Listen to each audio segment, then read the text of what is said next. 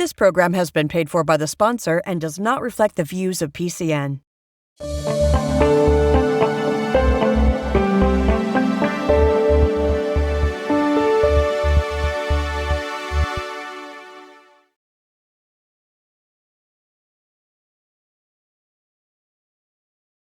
Welcome to this edition of PHRC Speaks, Fair Housing in the 21st Century.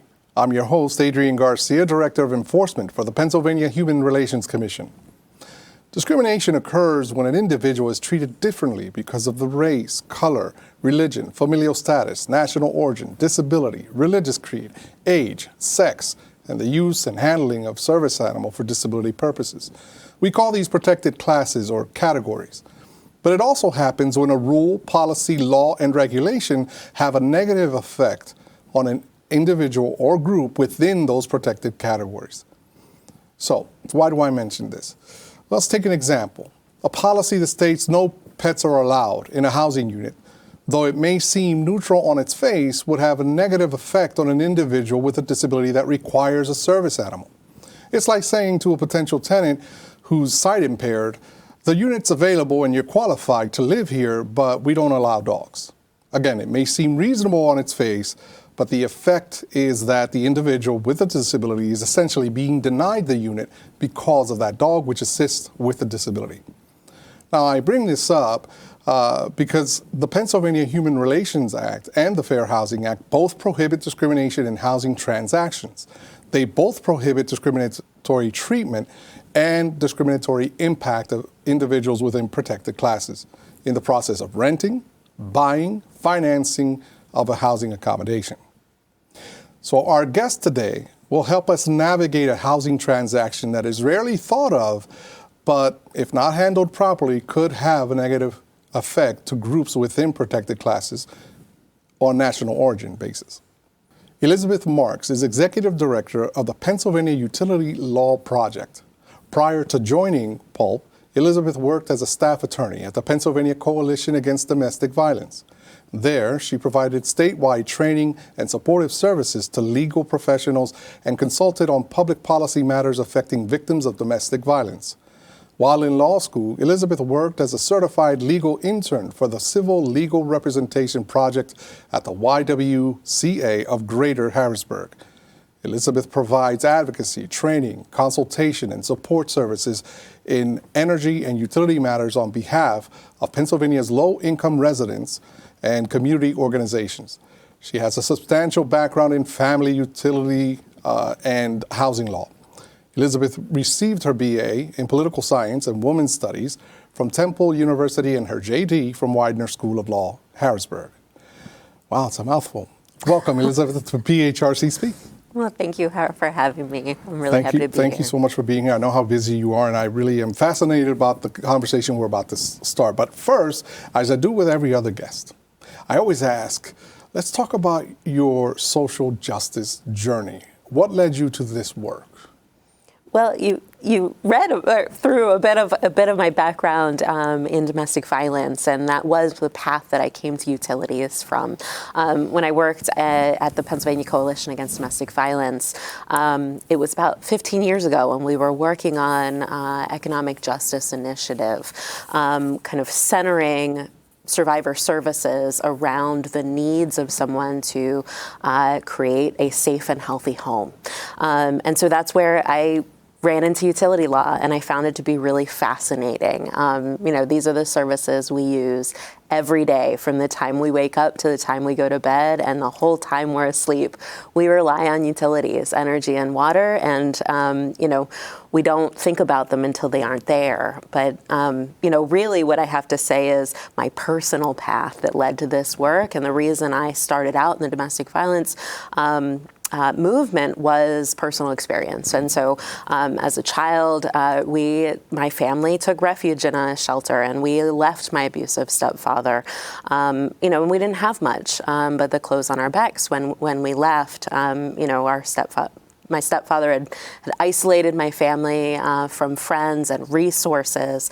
And, my mother, most well-educated person, smartest person I know, but she wasn't allowed to work outside of the home. So, with the help of a lot of local community action agencies, legal services, we moved from a shelter into an old farmhouse in Lancaster County.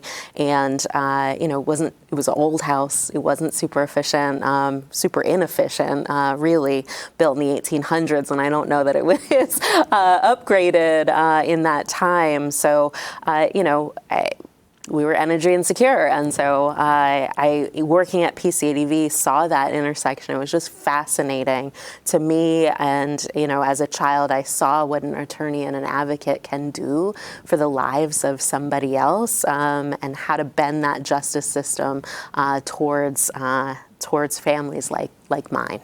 Incredible. And thank you so much for sharing that. That's one of the reasons we always ask that question of everyone that comes here, because when people think about who's involved in social justice, many people think, well, they're natural-born advocates or they're just government workers. You know what I mean? They really don't care. It's just a job. But there is an origin, there's a beginning to why we do this work. So thank you so much for sharing that. Now tell us about the Pennsylvania Utility Justice Project.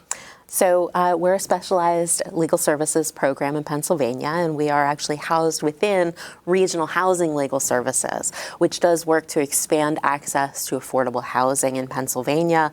And of course, part of housing, like we're saying, you can't have a safe and healthy home unless you have running water, the ability to take a shower, wash dishes, clean your house, but also the ability to keep it warm in the winter and cool in the summer.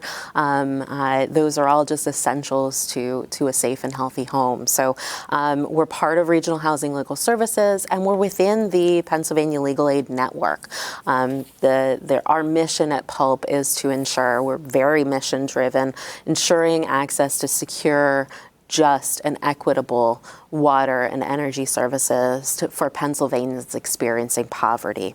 We do that through a number of different ways. We represent individuals and groups in legal proceedings before the Public Utility Commission, trying to keep rates low for consumers and advancing policies and programs that help. We also do a lot of policy advocacy with the legislature and different agencies that have an impact on access to utility services. And then we provide education and training, technical assistance across the state to local providers that are working with folks who are coming into utility insecurity issues, facing utility termination. And we provide training all over the state to different providers. Excellent.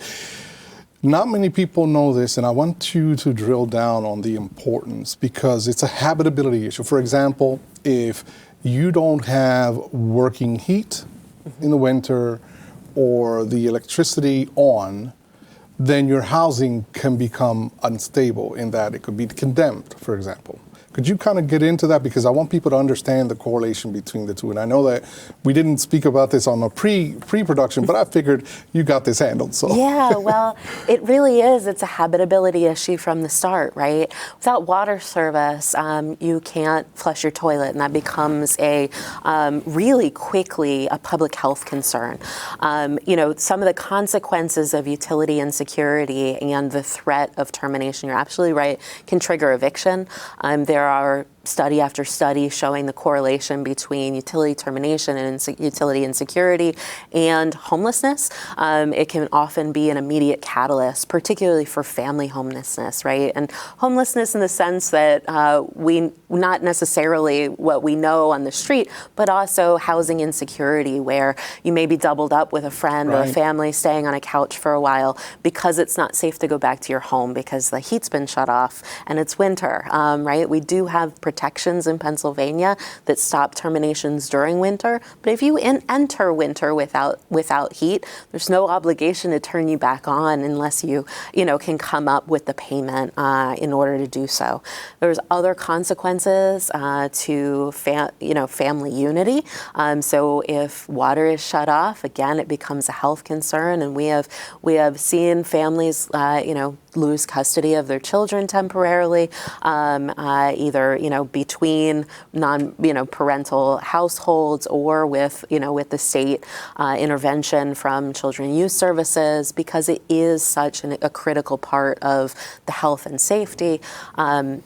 We can see major health impacts, right? If somebody is reliant on oxygen and needs electricity to run their machines, a shutoff can really interfere with the ability to keep stable. But even things like having a stable temperature each day, right? We've got senior populations where there's a big push to keep people housed and in their home rather than in an institution. But that comes at a big cost. Mm-hmm. And for folks on a fixed income, seniors in particular, and older Pennsylvanians, that really struggle of rising energy and water prices can create some serious housing insecurity issues. Sure. You mentioned that there are some protections here in the state. Could you go into some of those for us? Sure. There's a number of protections. Right now, actually, the legislature is reviewing them. Every 10 years, what's known as Chapter 14 of the Public Utility Code governs billing, collection, and termination standards. And so there are protections for medically vulnerable households to get a temporary medical certificate, but it's not long-term, and it doesn't solve the underlying affordability issues. Mm-hmm. So as the legislature is looking at those laws, we're trying to educate folks about the need for some expansion to make sure that people with chronic illnesses are not worried about having their lights shut off, and they can focus on, getting better. That's an area where there are some protections. There's winter protections. So from December 1st through March 31st, heat-related service, so electric, gas, and then if you use water to heat your home. Those are protected from termination if you're low income. Again, the legislature is looking at those protections, and we're trying to get them expanded so that folks at slightly higher incomes who are still struggling to make ends meet have the same protection and ability to keep service on. Payment arrangements are also available for folks who are struggling, and again, we're hoping to make those payment arrangements more affordable so that people get in the right rate to begin with. And then, of course, we have a number of assistance programs that we've worked very hard at the Utility Law Project to expand and make more accessible. And so, certainly if folks are struggling, there's the Low-Income Home Energy Assistance Program, or LIHEAP, as well as most of the gas and electric utilities in Pennsylvania. And many of the water utilities as well have customer assistance programs that can offer a lower rate or grant assistance to help keep people connected. Thank you. I appreciate that. How does an individual get connected with the services you provide? What can these individuals expect in terms of your organization's representation and or assistance? So a couple things for individuals. As I mentioned, in the beginning of our chat, we're part of a statewide network of legal services programs. So there are local legal services programs serving all 67 counties. And if folks are looking for legal assistance, I would recommend they go to palegalaid.net to look up what local legal services programs in their area and whether or not they can help. And, in addition to housing issues, local legal services programs help with utility issues as well.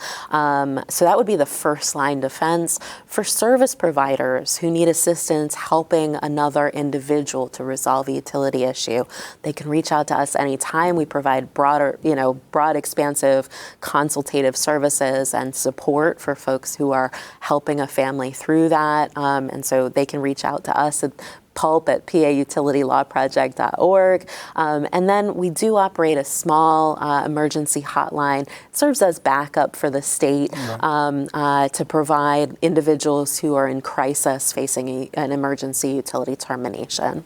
Excellent. So I started the show stating that the PHRA and the FHA prohibit discrimination in housing transactions. Would you agree that securing electricity and gas and water are part of a housing transaction? Because that's the first thing people would ask. It absolutely is, right? We're housed in regional housing legal services, and like the utility law project is housed in in regional housing for a reason, because we're part of a working home. There is in housing and with utilities, there can be this chicken and egg problem where when you're in transition and looking for a new home, you can't get a new address established often until you can prove that you can establish utility services in your name. And so, to a point where in some areas, the existence of utility debt can prohibit you from or disqualify you from public housing, and you can be denied private housing if you've got utility debt. Even though if you were to be able to establish an address, you could then establish service and start to deal with that debt. So it absolutely, and again, utility terminations, direct catalyst of homelessness. It's, squarely a housing transaction when you are talking about, that kind of access. And last, I'll just mention that this happened a lot in the pandemic. We saw more instances of landlords who were looking for a way to evict a tenant and using illegal means. So shutting off water service or shutting off electricity. Again, it's a health concern, and it can displace someone very quickly. And so, using those utilities to manipulate when somebody is in a home and circumvent the eviction process, absolutely, again, a direct housing transaction. I want to be clear, it's not legal for a landlord to shut off water or energy services to a home that's occupied. And I'm glad you said that, because you're the one that can say that. I can't say that. This is where I try and make the correlation. As a housing transaction, many people that are resettling here from other parts of the world, many of them don't have a Social Security card. And so a requirement that you have a Social Security number in order to establish services, would that, and I'm asking an attorney here, so I feel safe, would that have a disparate impact against national origin, as I stated at the beginning of our show? So I'll say the Public Utility Code in Pennsylvania, which governs the the public utilities in Pennsylvania, all of the major electric, gas, water utilities. There's a regulation that allows a utility to request a Social Security number, but does not allow that utility to require a Social Security number. They have to accept alternative forms of identification. And this has been a real challenge in making sure that utility policies are compliant, right? Because it is easier to get a Social Security number and run a credit check, right, than it is to do some other systems. But these are barriers to people establishing service. And, for folks who are resettling, documentation is an issue. And I'll go back to where I started, at domestic violence. When somebody leaves their home, flees their home with little more than the clothes on their back, they often don't have the documentation they need. And quite frankly, it's sometimes a lever of abuse, right? It's used as leverage. And so we'll see cases where personal documentation is destroyed. And that makes it really challenging. And I'll say the homeless population, getting folks housed and having that, identification is another area. But certainly, to answer your question, and attorneys tend to answer every question around a question, but I'll gotta take care of the disclaimers. Exactly, but it is illegal. I would say, to deny someone service because they can't produce a Social Security number. There's no requirement that you be a United States citizen to have running water and electricity and the ability to set up service. Oh, thank you. Let me ask you this. Can you talk a little bit about PULP's advocacy activities? Because I read them online, but I think people would be interested in what you all do with regards to advocacy. Yeah, absolutely. So, I'll say utility insecurity has grown over the last 10 years from what I would call, crisis proportions at this rate. We've last year in Pennsylvania, we had over 300,000 Pennsylvania families faced involuntary termination of water, gas, electric service. So our advocacy one seeks to educate folks that this is a real problem and it's growing. And that's growing along with the prices, right? And after the pandemic, we saw a huge leap in the cost of basic goods and services, and energy and water were no exception. So, our advocacy really seeks to ensure families can access service at affordable rates. So we represent, in proceedings like rate proceedings to try and keep rates low and to build new programs that can assist people to connect to service. Because at the same time, rates are growing in some ways because of other external factors, like the need to make sure our water is clean and safe to drink, and the need to make sure that our energy systems are resilient and clean. Those things cost money, but unfortunately, unless we deal with rate equity, we're recovering those costs in a regressive way. So our advocacy seeks to promote rate equity and ensure that there are programs available. I mentioned, top priority in 2024 is the reauthorization of that law that governs billing, collections, and terminations. Right. We're trying to make sure that people have greater access to protections from the loss of service, particularly the most vulnerable folks. And, we're working on improving access to whole home efficiency services, right? That can fix a leak in your roof that's causing your high energy bills. We're looking at addressing, the rising costs of water and wastewater services driven by a lot of factors. I mentioned, clean water, and there's these PFAS and PFOAs polluting our streams. We need to get those out of our drinking water and make sure that we're safe in our home. And then, we've been pursuing a lot of policies to support a just transition in our energy systems to make sure that we're prioritizing the needs of low-income families and making sure that those who are already overburdened by energy costs are not kind of disproportionately impacted by that energy transition. There's so many questions that jump off of that answer, and I appreciate that. So I'm going to stick to the script, even though I'm resisting the urge here. Let's talk a little bit about the pricing. You mentioned pricing, which we agree is not within the control of consumers as such. Their usage is within their control, right? We just went through the holiday season. Many people put up holiday decorations, and obviously that's going to increase your kilowatt hour usage, right? But by and large, individuals are not in control of the pricing. So, and I believe that there is a correlation between that pricing, the efficiency of a home in a historically redlined area versus a area that wasn't redlined. What say you? Yeah, I would agree with you, and here's why. So, there are pronounced disparities right now in energy burden, which is the percentage of somebody's income that they're paying for home energy costs. And those disparities for low-income communities, but also communities of color.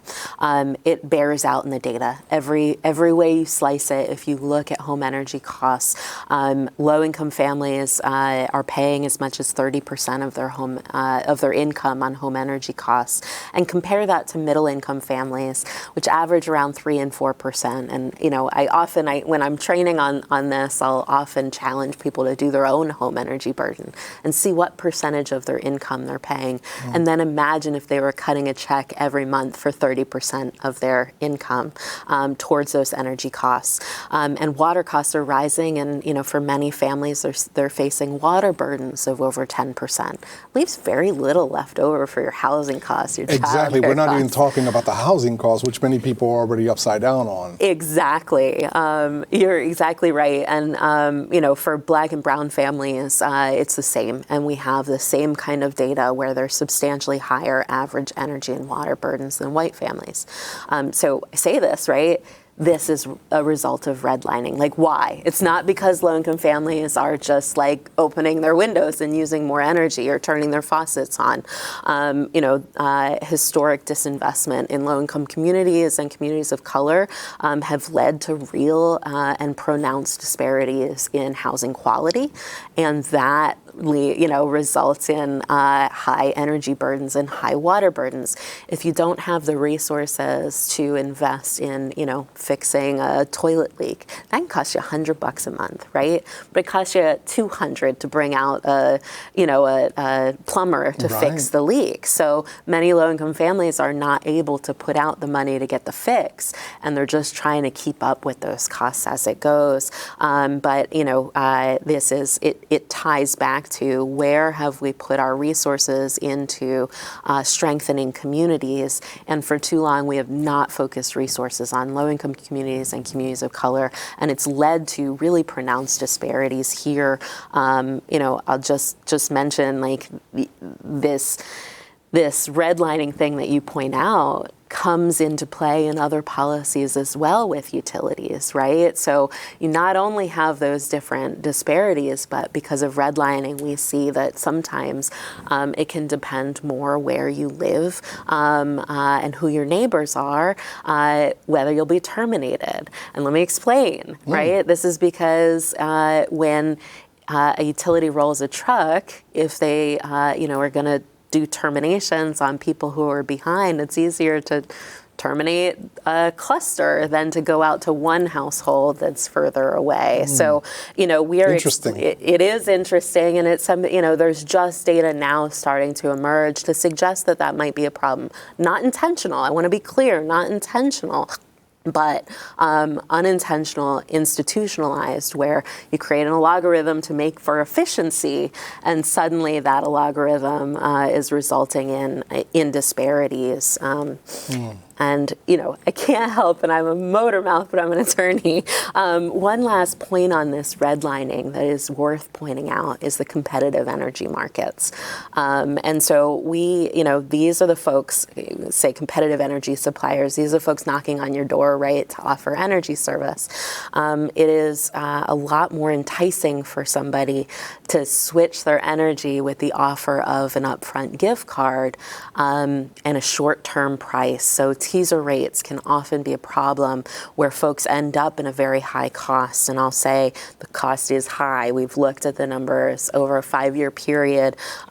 Folks who are shopping paid $1.5 billion more with a B for energy services. And, we're seeing evidence that there is more excessive pricing in low-income communities and communities of color. And again, it goes to redlining, where there's more doors to knock on in a community, a low-income community, and you have that,